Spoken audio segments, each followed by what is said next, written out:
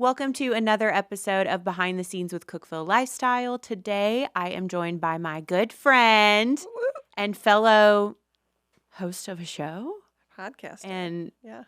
all things businesswoman, Tiffany Anton. You're questioning it. Is that what you would title yourself? I don't know. I am a supportive member of this community. She is. That's She all I helps know. business owners. Yeah. And she markets. I help The people. market.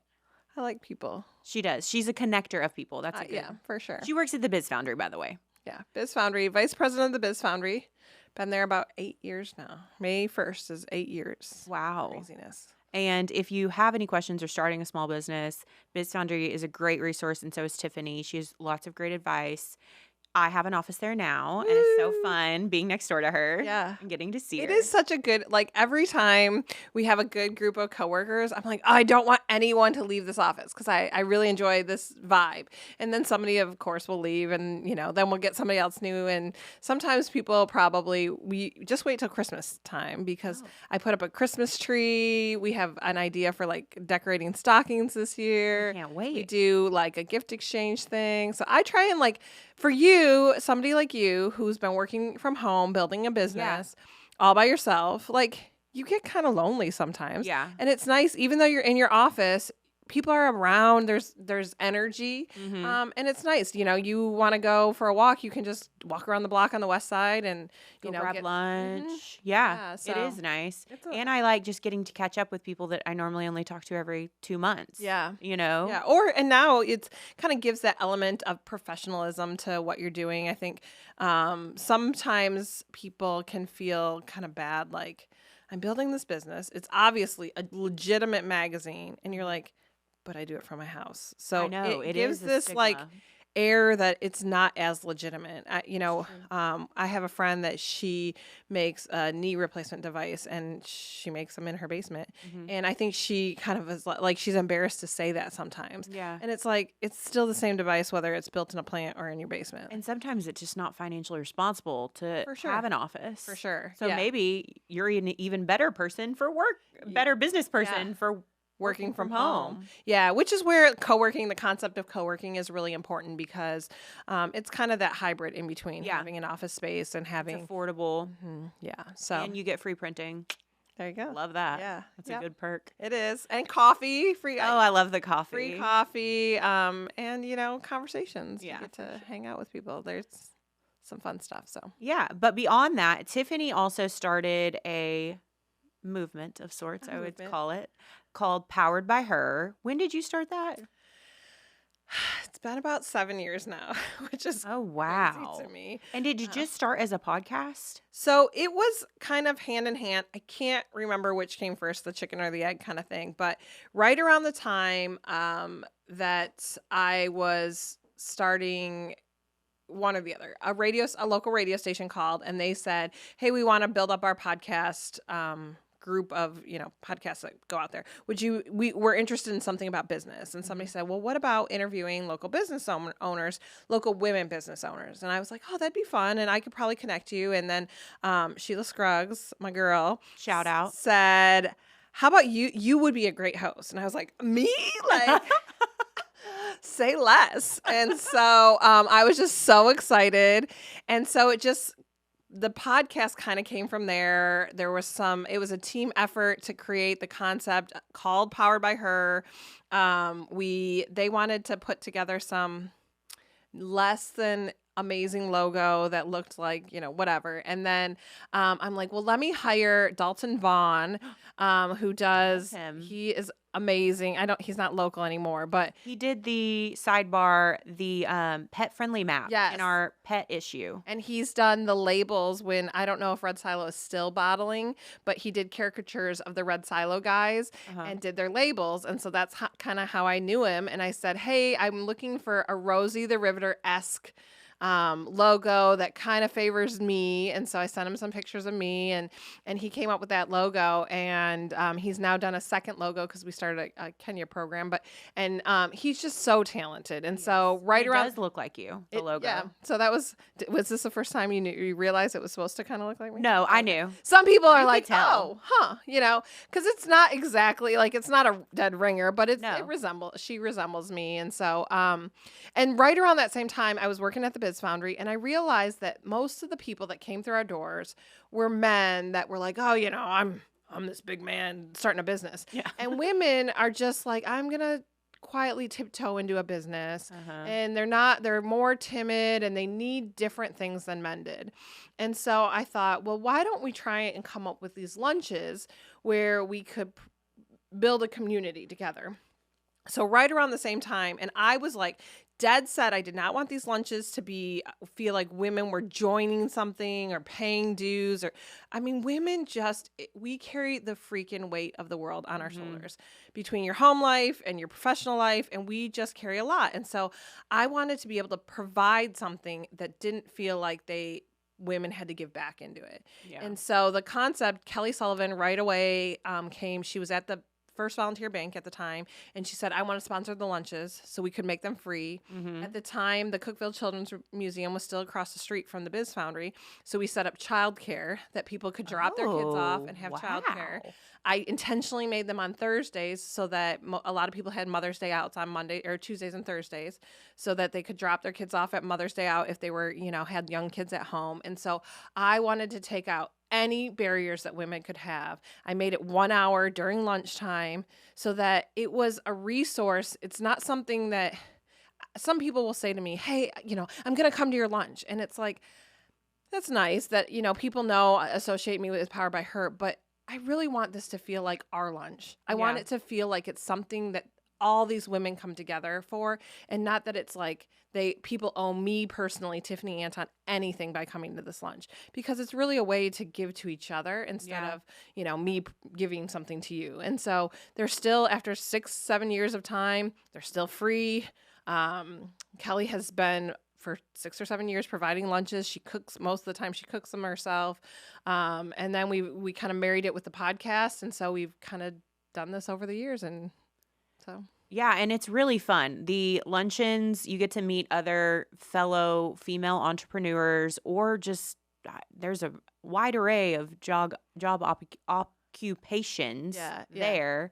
There's therapists. There's not, and it's not really like I am an overthinker. Hi, I'm Tiffany, and I like to overthink things. But well, you definitely put a lot of thought into that. I didn't realize all of those things. For some time, it was like, do you have to own a business? And what does that mean? There's this gray zone of like, our realtors, are they business owners? If they're working for a firm, what does that look like? And, or if you're an insurance agent, you still you get your own customers as an insurance agent, but you're working for an insurance company. Are they entrepreneurs? And I was like, I don't care. This is going to be open to everyone. And whether you're working for somebody else and you're the marketing director at, a huge corporation, or you're a realtor and you work for a firm, everyone's welcome. And my thought is that everybody usually kind of has something brewing in their head. My business concept is called, have I ever told you about this? No. It's called, I'm like an old lady, but it's called Gosh Yarn It. Oh, and, good Lord. It is a yarn store that has like good high-end yarn, but teaches knitting classes and crocheting, because my grandma taught me how to crochet as a little girl. I did not realize that you were a crochet woman. I do. I can make blankets. And when do you do these blankets? Usually it's like I find somebody is important and I will make a blanket for them, like, somebody, a boyfriend or something like a baby that. shower or a baby. Which that's like, it's hard because most people don't really want a crocheted blanket for their baby, but you think it's like such a personalized present. I made baby booties for Lily before I learned how to knit at that time. We were in New Mexico, and there was a old lady knitting circle I started going to, and so I was by far the young buck on the scene there. So I've done that. And so I thought that would be like kind of like the art studios. Yeah. I thought that would be such a fun thing. But so would you sell yarn? Yes. And teach classes and there. Have like a classroom? Yes. But not like Michael's. or Hobby Lobby kind of So classroom. we do have a Michael's Like, coming. It would be right? like a cute, like, couches and like coffee shop vibes, but Ooh, um kind of like Plenty Bookshop, but for yarn. correct. But Okay. I mean, I have 2 young children, and they're not that young anymore, but life has not afforded me the opportunity to start my own business at And this if point. there's one thing we know as women is, well, you and I think sometimes we bite off way more than we can Oh, chew. for sure. And then it just becomes overwhelming. And it's like, okay, if I'm doing too many things, I can't do anything well. I think that that's one thing in my late 30s and early 40s I really understood of like, okay, what am I doing and what's the purpose of it? Don't Yeah. just do things to do things. What a few years ago, Habitat for Humanity was doing a women's build, Yeah. and it was in 2020. And I thought they invited me to this captain's meeting, and I'm like, I'm not doing it. I'm not captaining a team. I don't need to do this. I bite off more than I can chew. Yeah. And I went to the event, the captain's meeting, and somebody said, well, you could ask all your podcast guests. At that time, we probably had 20 episodes or something that had come out. And you could ask your guests to be on your team. So they were all women business owners. And, they had a lot of connections, and they could get people to donate money to this women's build. And I thought, okay, that would give us a way to promote Power by Her, what Power by Her is, but it would also bring these women together. And so it was kind of twofold. And so it did give a way to promote what Power by Her was doing. And so we did it, and I challenged my team. We had like 12 women, and I said, I think you should all try and raise $1,000. They were trying, I think they wanted you to raise $100 or $200. And so I was like, I'm really competitive, and I want to win. I want to be the biggest fundraising team that there was. And we did it. And so we got to, Oh my gosh. you get to like do wall raising days, the first day where the walls go up. And Yeah. so my team was able to, it was probably Ashley Waters doing. Okay. She was really competitive as well. And so she was the highest fundraiser for all the women's build. All the teams, she was the biggest individual, but our team won. And so it was really exciting but it aligned with what I was doing. Right.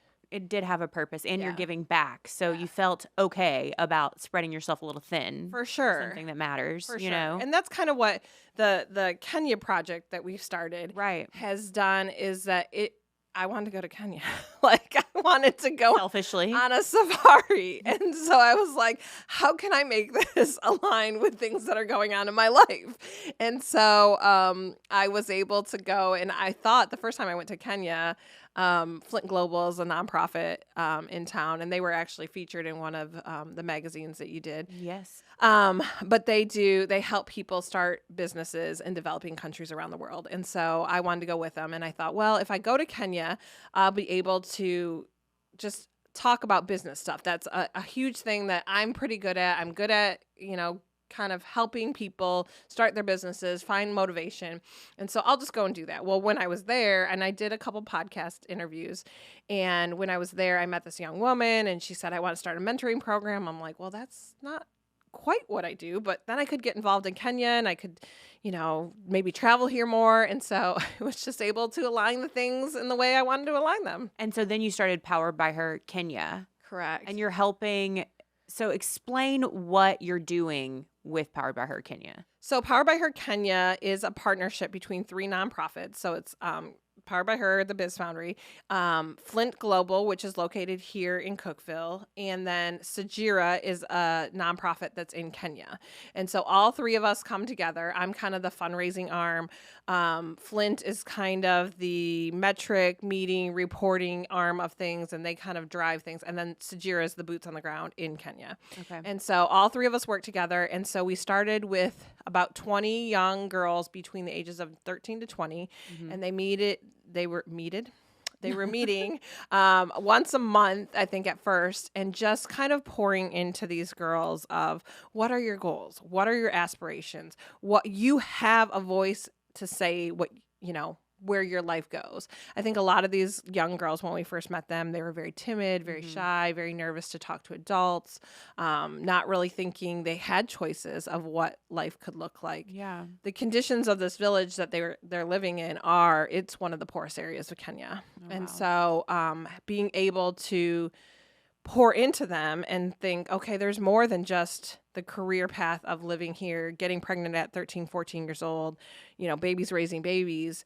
Let's, dropping out of school. One of the issues that these young girls face is they can't have access. They don't have access to feminine hygiene products, Oh, wow. so they won't go to school during that time of the month for them. Oh my gosh. I mean, it's insane to me that Yeah. that's not something we could even fathom. No. And so we started with about 20 girls, and then they were realizing we're pouring into these girls, but the boys don't really know how to treat them differently. They don't know how to let them have power and a voice as well. Yeah. And so they added about 10 boys into the program too. Wow. And so that they could, kind of commingle. There's very much boys are here, girls are there, and they don't commingle. They don't really understand how to be friends with each other or to have relationships of just communicating. I think it's a big thing in Kenyan culture not to really talk about your feelings, not talk about what is going on inside, and just kind of covering all that up. And so we're able to kind of provide a vehicle for them to learn some of those concepts and really change. This last year, the program ran for a year in 2024, and none of the dropout rates went down, the pregnancy rates went down, their grades went up, and it's not just the kids in the program; it's their friends. Yeah. It's flowing over into the people that they're interacting with too. And so then this year we've moved to another village, and we're doing the same thing. And how do you identify the places you're going? Is it through the nonprofit there? Yeah. Okay, so they're the boots on the ground. They're the ones leading the meetings. For sure. And okay. I mean, part of the thing that people, have with international nonprofits sometimes is that they'll say, well, I'm the big American and I'm going to come in with money and with resources and I'm going to tell you how we're going to save the day. Flint is very driven that they don't want to be the hero. Yeah. They want the Kenyans to be the hero. They want to be able to figure out ways to provide jobs or to provide opportunities for people in Kenya. Because if someone walks in that looks like you, you're gonna and understands your culture, your way of life, your struggles, your celebrations. It's a lot easier to trust in that person. Yeah. But if a white American comes in and says, "Hey, this is how it's okay. You can't find feminine hygiene products.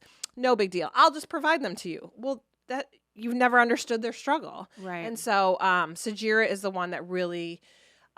They kind of have picked where the next place is going. They've structured it out. They're starting a savings program so the families can put in money into an emergency savings fund so that if you have a child that's sick, a lot of times there's not, they don't have savings accounts. And so it's like, oh, okay, well, there's a savings I can borrow from and pay back, and there's interest. And so then they're able to kind of like have a jump start to saving for themselves then in the future. And it's it's life-changing what we're doing there. And how often have you been then? I've just been twice now. Okay. The first time was just kind of my initial trip to Kenya, and the second time we went to the village, we met with the kids. And I mean, these kids, we walked in, they were all singing and chanting, and then our Sajira host said, "Come on, kids," and they just embraced us. I was crying. It was just an amazing time. I get to FaceTime them now and then, but just to really interact with the kids and go to their homes and see what their lifestyles are like, and it was really amazing. So how do people get involved with it if they want to donate? You can go to poweredbyhercommunity.com, and there's a support button on there. Okay. And so people can donate. We're still looking for monthly donors or just one-time donors each. I mean, I have family members that donate $10 a month. Yeah. And somebody's like, well, that's not very much. And it's like, it adds up yeah. for them. And I'm sure especially, it's a lot. Yeah. I mean, I think that, what is it? They can live on $15 a month or something like Wow. that. So it's a lot. I feel like it's important for people. I've never been to a third world country and seen that, but I would like to, because I feel like that's so important for people to understand. Well, and my friend, like I've become close with one of the women, and she sent me a video on Christmas morning where her kids were playing with a balloon. They had gotten a balloon for Christmas. Oh, wow. And so I showed and for us, it's like, that's heartbreaking. And for them, that's life, Yeah. And I think it just puts things in perspective sometimes of like, okay, this is, we feel like we're struggling or we feel like we have little, but the world has little, you know. If you have fresh drinking water, I think you're over, 70% of the world only 30% of the world has fresh drinking water, I think. Wow. And so, things like that where it's like, okay, maybe life's not as bad as we think it is Exactly. sometimes. Yeah. Yes, we're spoiled. Yeah.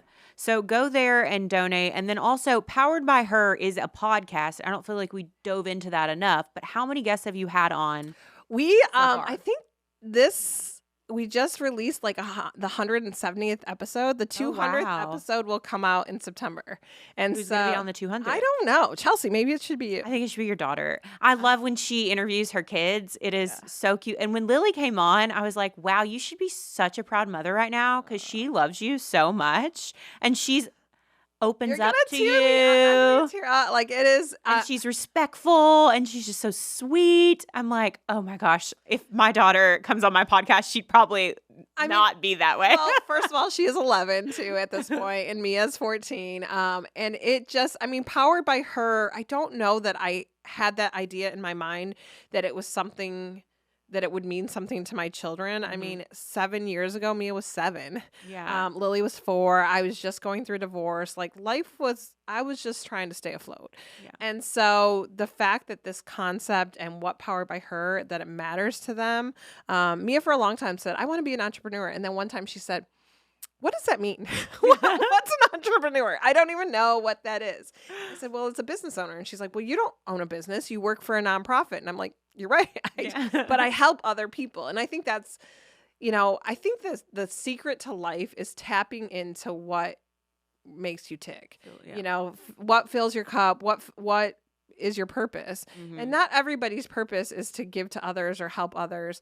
But that's my purpose. And so I know that I'm where I'm supposed to be. I know I'm doing the things I'm meant to do is just being able to pour into other people. And you're setting a good example for your beautiful daughters. I try. And you're engaged. I am engaged. I don't know when this is, but by the time this comes out, I might be married or I'm getting married in the next month or so. And so, it's crazy. It's about when you want to talk about dating stuff. Oh yeah, it was I rode with her through that. I would hear about all the struggles, and I'm like, man, it's rough out there. It is not the easiest thing out there, but I have found my Prince Charming. She's found her man, and the girls love him, and I'm just so happy for you. Life has been okay. I think that's the biggest thing. When you're struggling, just take a deep breath and buckle up, and it will be okay. Yes, you got through it with grace. I tried. Maybe not always as graceful as I intended to be, but yeah. And Tiffany, just backstory. Tiffany and I met maybe when I started the magazine. Is that how we met? I stalked you. So I started seeing this Cookeville Lifestyle thing. I was like, what is this? And I'm just my job lends me to be nosy, which is great because I am a nosy person. And so I was like, what's going on here? That's actually how I met Luke Ramey, who he had a video production studio at one point. He produces my podcast, but I was what's Cookeville Creative, and I stalked him. But I had seen Cookeville Lifestyle magazine. I don't even know if it said magazine at first, and I had messaged you and I just said, I want to meet with you. And I call, we met at the Biz Foundry and, see, I don't remember all this. Yeah. I just, it was like, well, what can I do to help you? What can I do to, you had your first magazine launch party at the Biz Foundry. Yes, we sure did. And it was just, I want people to always understand the Biz Foundry is an agency to help. It's not, we get some backlash sometimes because we have a parking lot that's on the west side and people get mad and think that we're trying to, make money off of people parking in our parking lot. We're not trying to. We're just trying to have a clean parking lot. Make it clean and make space for the people that actually have an office there. Right. Now I understand that struggle. Yes. But I think at the end of the day, we're a nonprofit. The offices are affordable offices. Yeah. The pricing's affordable. A lot of our events are free or very low cost. We're grant funded. We're state funded. So it's not, most of what we do is not us making money, which is interesting concept when I'm trying to tell you how to make money in your business, but we don't do that, but we don't have to. We're a nonprofit. And so, the fact that we have other funding agencies is helpful to us. But that was when you were launching Cookeville Lifestyle magazine. It was a struggle. What can we do? What can I do to help? How can I help? I know I have a vehicle. By no means do I think I'm an influencer or do, think that I have the ability to reach everyone in Cookeville. I know there's, way bigger names than me, but I do have some contacts, and I just want to use that for the best purpose I can and, connect people when I can. Well, you were very helpful, and I honestly knew nothing. And I look back at that first issue, and I'm like, good Lord, what was I doing? You did The great. layouts, I mean, people liked it, but we've definitely leveled up. I love the fact that you had no idea how to make a magazine. You didn't even really know how to use Adobe, right? I taught myself on YouTube. Right. For that first magazine. Yeah. Yeah. I think people, that's a huge part of your story that I think is so important, is that you can do whatever you want. Yeah. Like if you want to do something, I think so many people would be like, I don't know how to make a magazine. I could never do that. And you're like, no, I'm going to do it. Yeah, I'm going to learn. Definitely let their fears hold them back, or they don't think they can learn. You can learn anything online now. For sure. And I think having that, I've seen you kind of progress over the last, 2 or 3 years, and finding your village of people that can help you. We found good people. And like boost you up. I think that's a huge part of things. And that's, again, what we tried to do with Powered by Her, is to be able to create that community where people can rely on each other. And yes, you can find all the luncheons online, and then go listen to the Powered by. You can just type in Powered by Her on wherever you listen to podcasts. Any podcast. The luncheons are the second Thursdays of the month. And they're free, but register online so Tiffany knows how many people to expect. Yeah, I'm bad about that. Sometimes I yell at people because they don't register for their lunches, but usually we have enough food. But the only thing is, if you haven't registered, just kind of hang back and wait till the end. And if you don't get lunch, it's not the end of the world. Yeah, it's fine. It's free, people. Yeah. The other thing I wanted to mention, of course, was that Tiffany was in our first class of Movers and Shakers, Woo! the monochromatic edition, white on white, black on black. And she was in the white, and she looked like a stunner. It was funny because, women always want to be in black. Like, that's the thing. And I was like, I'm just going to go for it. I know you're probably not going to have as many people in white. Yeah, you volunteered to be in white. I did. And most of the women were like, as long as I'm not in white. And Tiffany, thank you. I volunteered, and man, I think that's here it is. Look at this hottie. Side note, so Jamili did makeup, Emily did hair, Chris did the pictures for that. And at one point, my fiance Daryl, I said, if I die, what picture are you going to use for my obituary? Yeah. And some picture of me and the girls at first, which I was like, you can't do that. Like, the girls aren't dead. Yeah. And then he picked that picture as what would be my obituary. It's a good testament to my team. So yeah, a great team. And I think it's just your team, and Andrew wrote the articles for that. He did such a good job.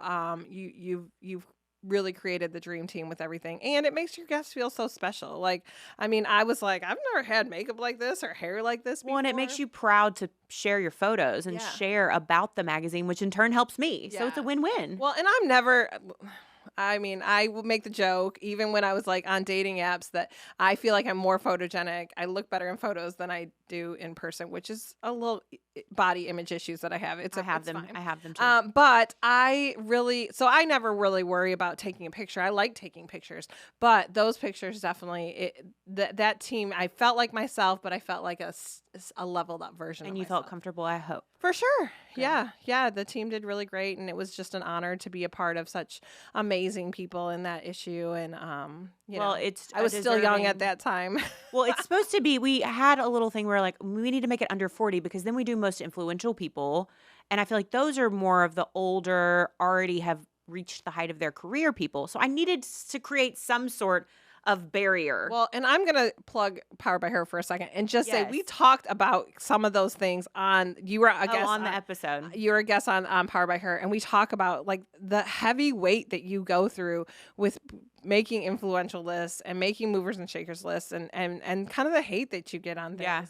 And back then it was a lot more than it is now. Yeah. I mean, at some point it just, it was a new concept. Yeah. People wanted to say stuff and kind of hate on it. But, I mean, even as that issue was coming out, people were like, oh my gosh, did you see who's on this list? And I was like, well, I'm on that list. Can you stop hating on it?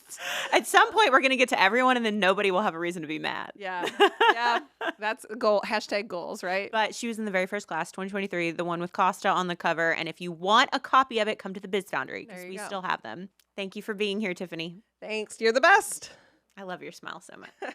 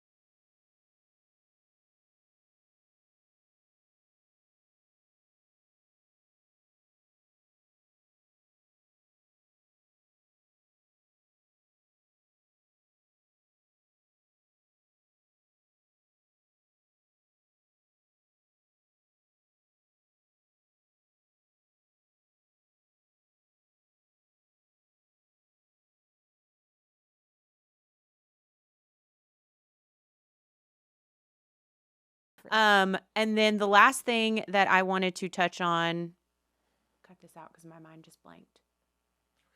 What was I going to say? Is there something else we need to cover? I don't know. I think we're good. Is there anything else you want to plug? I think so. Okay. All right. We can start again. All right, Tiffany. Well, thank you. I love you. I love being your neighbor now at the Biz Foundry. You can come and see both of us at the Biz Foundry. Anytime. Yeah. The Biz Foundry at 114 North Cedar Avenue. Come on in. And Chelsea's office is by one door. My office is at the other door. Yes. And so either way, you can come see either of us. Yes. And thank you for being here. Thanks for having me. We'll talk soon. You're the best.